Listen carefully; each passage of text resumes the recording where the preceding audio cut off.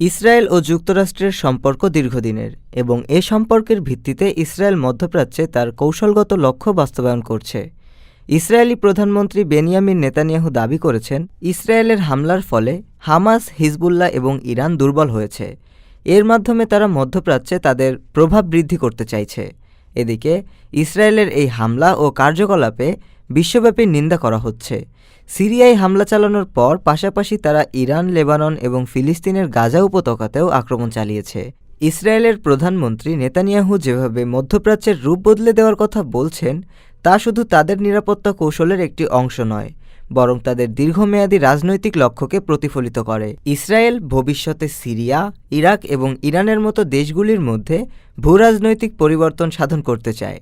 তাদের কল্পনা অনুযায়ী সিরিয়া আসাদ শাসন থেকে মুক্ত হয়ে স্বাধীনভাবে চলতে পারবে। ইরান আরও আধিপত্য বিস্তার করবে।